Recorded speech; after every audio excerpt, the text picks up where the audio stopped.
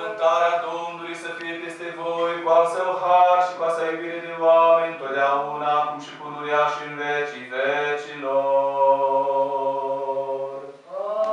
Amin. Slavă ție, Hristoase, Dumnezeul nostru, nădejdea noastră, slavă ție! Slavă Tatălui și Fiului și Sfântului Duh, și acum și pururea și în vecii vecilor. Amin.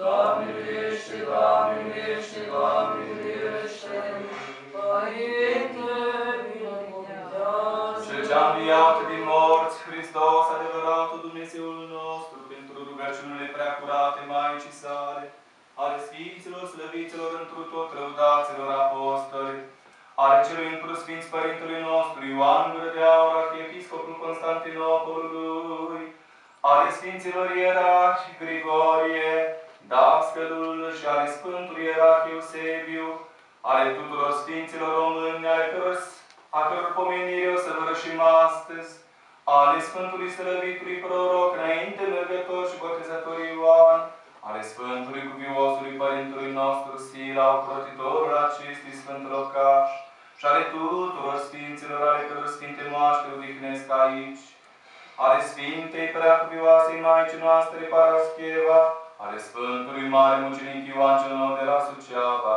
ale Sfinților Dreptilor Dumnezeiești Părinți Ioachim și Ana și ale tuturor Sfinților, să ne miluiască și să ne mântuiască pe noi ca un bun și de oameni